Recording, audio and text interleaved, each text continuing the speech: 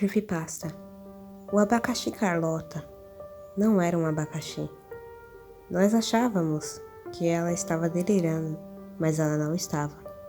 Lígia estava totalmente sã, mas estava possuída por algo que nem ela sabia o que era. Ela havia achado aquele abacaxi simplesmente na rua, só que antes não se tratava de um abacaxi, era outra coisa. Vocês devem se lembrar do final da curta-metragem onde Ag diz que vai jogar o abacaxi no lixo e não que vai levar no veterinário, como disse para Lígia, porque, segundo ele, aquela coisa parecia estar possuída. E ele estava correto, parecia estar enfeitiçado. Bom, agora eu vou contar a verdadeira história do abacaxi Carlota. Não era algo sem sentido. A curta-metragem acaba com um tom de humor onde Ag inventa nomes fictícios para um filme, se aquilo fosse um filme, que aquele abacaxi estava enfeitiçado, e ele dá várias sugestões de nome, mas depois que a curta-metragem acaba, a vida deles continua, e Ag pede para Bia acompanhar ele até a cozinha, para eles pegarem alguns salgadinhos que tinha no armário. Eles adoravam salgadinhos, então Bia, sem hesitar, vai até lá, achando que era somente Lígia roncando na sala. Só que quando ela chega lá, ela percebe que Lígia não está fazendo aquele barulho. O ronco para assim que eles se aproximam de Lígia. Vamos aproveitar porque ela acabou de cair no sono lá na sala. Sim, dá pra ouvir ela roncando daqui. Olha só esse ronco.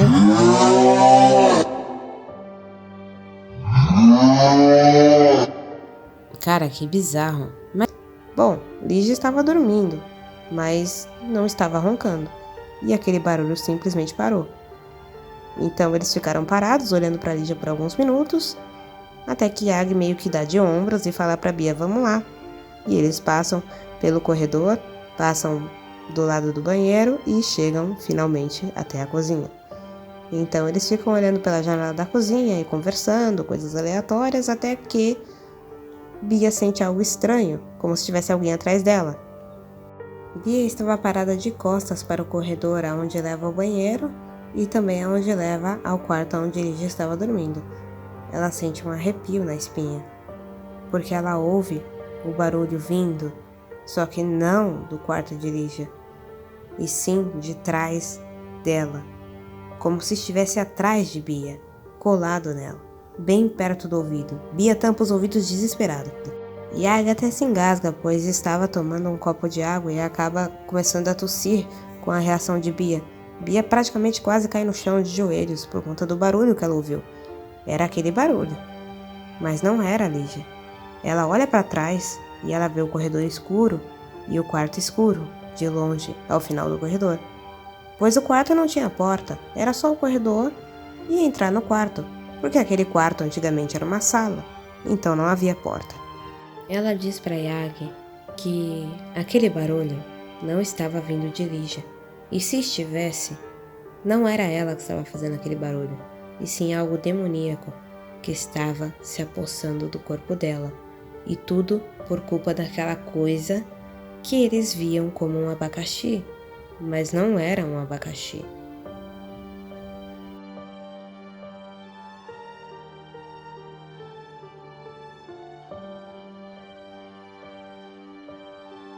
Por que você tá assim? Você tá bem? Você tá passando mal? Ela se recompõe, mas ainda com a voz trêmula ela responde: não é a Lígia que estava fazendo aquele barulho. Ela não estava roncando. Aquilo não é um ser humano. Yag imediatamente pergunta: como você sabe disso? Yag fica interessado nisso e pergunta: bom, mas a gente vai passar pela sala de novo? Ali, aonde a Lígia tá? A gente vai ter que passar por lá de novo. Você sabe que a única maneira de ir pro meu quarto é passando por lá. Bia diz que eles vão ter que tomar coragem, apesar dela também estar com muito medo. Vocês se lembram do anjo guardião de Bia? Aquele que apareceu num vídeo cômico dos pequenos terroristas, onde Ag diz que o demônio guardião de Bia irá destruir a Terra? Pois é, Bia diz que pode conversar com esse demônio a qualquer momento e fazer perguntas a ele. E às vezes ele fala com ela. E ele havia falado com ela na cozinha, após ela ouvir o barulho. E ele disse que aquilo se tratava de um outro demônio, que estava na casa e não se tratava dele. Yag então pergunta: como que você sabe que esse seu demônio não está te enganando ou brincando com você? Então Bia explica que ela é serva desse demônio há muitos anos e que ele está com ela desde a infância e que sempre quando ele diz algo, ela deve dar ouvidos. Caso contrário, ela vai sofrer as consequências por não ter dado ouvidos a ele. E não que ele irá punir ela, mas que ela será punida por não ter dado ouvidos a ele. Ela mesma irá enfrentar as consequências de não ter ouvido os conselhos do seu demônio guardião. Eles deveriam fazer algo que Yag não iria gostar nada. Então ela diz: Yag, eu sei que você não vai gostar nada da ideia que eu tive, mas a gente precisa descobrir aonde a Lígia conseguiu aquele abacaxi, que ela tanto diz que é um animal de estimação e um apoio emocional. Aonde ela conseguiu aquilo? Ao reparar no olhar preocupado de Bia, ele percebe imediatamente de que Bia está se referindo a voltar no tempo para algumas horas atrás para descobrir aonde Lígia conseguiu aquele negócio, aquele suposto abacaxi. Ele fica hesitante e ele fala: não, a gente não vai viajar no tempo. Você não tá pensando nisso, né? E ela responde: bom, é o que o Vini está me aconselhando, para que você também veja com seus próprios olhos. Porque se ele me falasse isso, como é que você iria acreditar? Você precisa ver, Yag. A gente tem que ver. Ele disse que a gente precisa ver. Confie em mim, vai dar tudo certo. Então Yag, hesitante, abre o armário dele lá no quarto, onde eles estão, logo à frente deles. E dentro de uma caixa vermelha, ele pega a máquina do tempo. Então ele diz: tá, mas para quando a gente vai voltar? E ela decide que eles devem voltar mais ou menos 1 hora antes de Lígia ter aparecido no quarto, falando daquela forma esquisita, para descobrir aonde ela conseguiu aquele abacaxi, porque antes ela não estava com ele. Eles apertam o botão e voltam para 1 hora antes de Lígia ter aparecido no início da curta-metragem, daquele jeito alterada com o abacaxi na mão. E eles veem que Lígia sai da casa normal, ela não estava alterada. E ela vai em direção à calçada da avenida onde eles moravam. E logo na frente dela, ela percebe que do outro lado da avenida, logo na entrada da floresta, havia uma garrafa. Bia imediatamente olha para aquilo e diz: aquilo é uma garrafa de vinho. Eu conheço aquela marca, eu já comprei aquele vinho. E estranho porque eles não fabricam mais aquela marca. Yag pergunta: tá, mas o que isso tem a ver? E ela diz: bom, você nunca ouviu falar de demônios presos em garrafas ou odres ou vasos? Bom, aquelas histórias de Salomão, da Goétia, essas coisas assim? E ele diz que já ouviu falar, mas que ele não tinha certeza se isso era verdade. E ela diz: pode acreditar que sim, Yag. Uma vez eu tive que realizar um ritual para prender um demônio que estava tentando fazer eu acabar com a minha vida. E eu só fiz isso com a ajuda do meu anjo guardião. Se não fosse por ele, esse demônio estaria me atormentando até hoje. Então eu prendi ele numa garrafa. E o mais bizarro é que a garrafa era idêntica a essa. Então eles se entreolham. Ele olha para Bia de uma forma muito assustada porque ele não sabia de que Bia mexia com o ocultismo dessa forma. Ele só estava conhecendo esse lado de Bia agora. Mas tudo continua. Então eles veem que Lígia está olhando para aquela garrafa de uma forma espantada, eufórica, sorridente. Mas ela ainda não estava alterada, ela só estava sorridente, como se tivesse lido algo muito interessante. Eles estão longe de Lígia, então eles não conseguem saber o que Lígia está lendo, mas ela continua sorridente. Só que de repente ela decide largar a garrafa no chão, onde ela encontrou, e estava voltando para casa. Ela chega a entrar dentro da casa. Bia então grita: Yag, vamos! Vamos, a gente tem que ver o que está escrito na garrafa. Então ele segura a mão de Bia e os dois saem correndo pela avenida. Eles chegam até a garrafa. Yag se abaixa e pega a garrafa, entrega para Bia e diz que não entendeu o que estava escrito ali. Então Bia lê algo que ela não esperava. Dentro dessa garrafa, eu aprisiono o demônio que me atormenta. E acreditem se quiser. Bia diz para Yagi, com a voz trêmula. Essa garrafa é a minha garrafa. Ela estava dentro de casa. Como ela está aqui fora agora?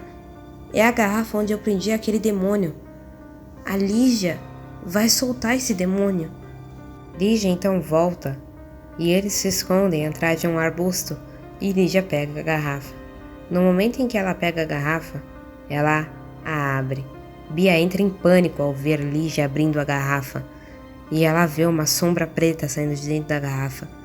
A garrafa toma uma forma de um animal preto, como se fosse um gato, mas era maior do que o normal.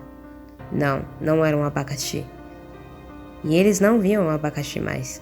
Eles só viam aquele gato preto, que mais parecia como uma pantera. Bom, era um absurdo. Os olhos do gato eram vermelhos. Não era um gato normal. Então Bia diz: tarde demais. Ela soltou o demônio mais perigoso que eu já prendi na minha vida. Lígia, então, cai no chão e começa a se contorcer, revirar os olhos e começa a gargalhar de uma forma que eles nunca haviam visto Lígia antes. Então ela corre freneticamente numa velocidade muito alta para dentro da casa. Eles vão logo atrás dela, mas eles acham muito estranha a forma que Lígia está correndo, porque ela não está correndo como uma bípede, e sim como um animal quadrúpede. Ela corre como um animal no chão, totalmente alterada, mas quando ela chega na porta de Yagi e de Bia, e eles já estão atrás dela, vendo ela no passado, ela se levanta e começa a agir como uma pessoa, entre aspas, normal. Mas é claro que pela possessão, ela não consegue se controlar, e é por isso que ela age daquela forma esquisita que ela estava agindo na noite anterior. E o fato dela ter perguntado se ela poderia participar do trisal seria porque o demônio que Bia aprisionou naquela garrafa se tratava de um incubo. Ele possuía o corpo de uma mulher, então ele se comporta como um súcubus. Mas aparentemente aquele demônio prefere os dois, e ele se alimenta da energia sexual das pessoas. Bom, é isso que Bia percebe. Depois, eles se escondem. Depois que tudo acaba, eles se escondem e esperam Lígia ir na direção da sala para dormir, para ver de onde vinha aquele ronco. E o ronco não vinha dela, e sim do demônio que saiu do corpo dela. Assim que o demônio sai do corpo dela, a Lígia desmaia em cima da cama. Eles ficam olhando para Lígia, e realmente parece que ela está dormindo, mas ela está desmaiada. E eles veem uma figura escura no canto do quarto, atrás da cama de Lígia. Aquele demônio parece não estar enxergando eles. Então Yagi pergunta: por que ele não consegue nos ver? Ele é um anjo caído. Então Bia diz: é o meu anjo da guarda.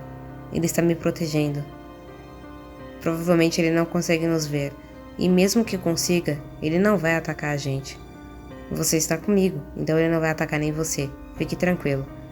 Yagi então diz que é melhor eles voltarem pro presente e saírem daquele passado obscuro. Então eles apertam um botão e voltam. Mas assim que eles voltam para o presente, bom, tudo parece calmo. Yagi fala para Bia: eu acho que é a última vez que eu quero viajar no tempo, Bia. Bia diz: eu entendo, Yagi. Não foi nada legal, foi bem traumatizante, mas era necessário para que a gente entendesse o que estava acontecendo. Yagi então retoma o assunto. O que a gente faz agora? Aonde está o abacaxi? E Bia pergunta: você não viu o que aconteceu? Provavelmente aquele abacaxi nem existe mais. Não era um abacaxi, era uma entidade maligna presa em uma garrafa. A garrafa se quebrou. Ela praticamente deixou de existir. O demônio foi liberto. E agora, a gente nem sabe onde ele tá. E é nesse momento que Yagi olha para Bia, assustado, pois Bia começa a se contorcer e ela diz com uma voz gutural: "Eu estou aqui, eu me libertei."